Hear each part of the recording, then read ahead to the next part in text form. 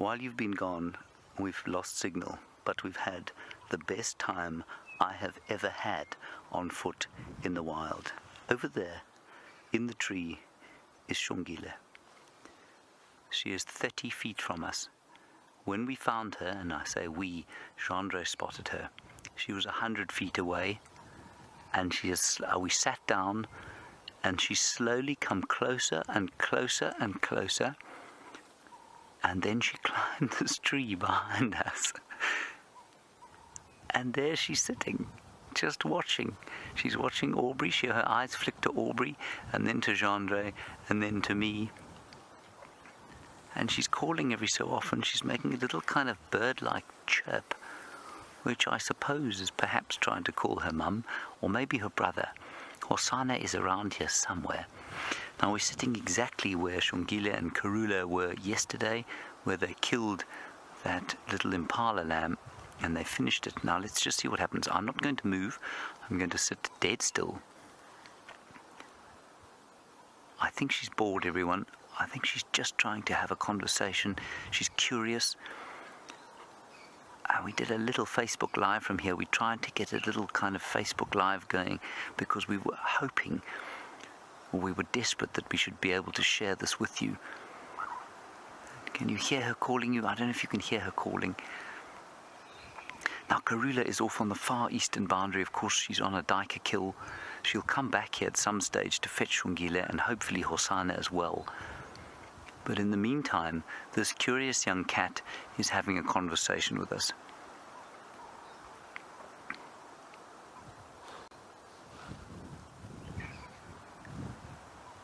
And I was trying to unpack what I felt about this. I was trying to unpack what it meant to me and why this was so special. And it's because this animal is not tame. She's not domesticated in any way. She is, in some way, she's an embodiment of wild.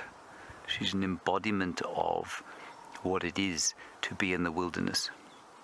And that she has chosen to come and have this interaction with us gives us, I suppose, if not a view, it allows us almost to touch the heart of the wilderness.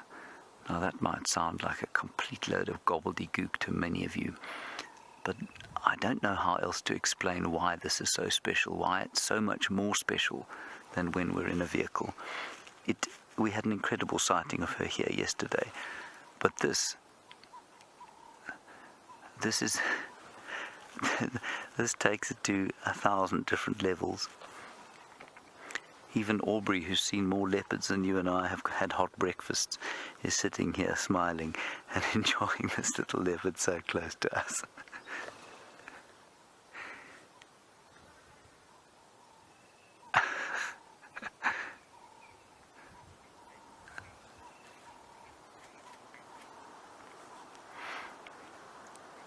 And of course,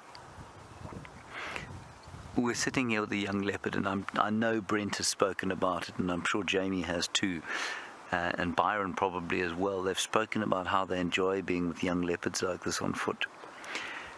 And James, your question is, will she remain like this? And the answer is almost certainly not. You don't really want her to. When they become adults, you lose that sense of curiosity and awe. What we do want is for her to be comfortable with people on foot, so that when we track her as an adult, she isn't afraid, and she will just go about her business, and that will make viewing her more easy. But if we see Karula on foot, she tends to slink away, and if she doesn't slink away, she'd never approach you in a curious fashion. So we found her sort of 100 feet from where we're sitting now. If it had been Karula, she'd just have stayed exactly where she was. I don't think she would have moved off, because we sat down immediately and just remained very still and quiet and spoke in these calming tones that I'm speaking in now.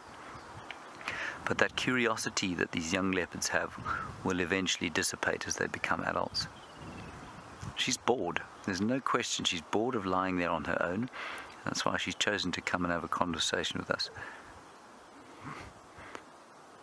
I mean, I cannot believe this.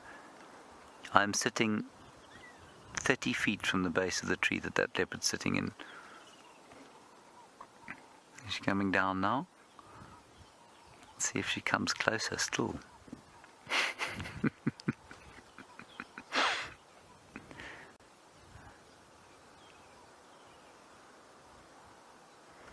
Now, when we started, she was very careful not to come out into the open like she's doing now.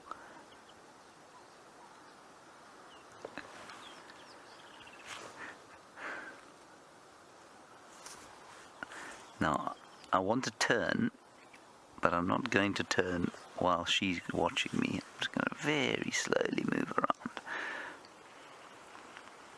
I think she likes the sight of Aubrey. She's going around to see what he's like. Can you still see her, Jandri? No. Okay, she's just the other side of the tree. She's now moving away. Yeah, she's moving away from us now. If you want to stand, Jandri, stand now slowly.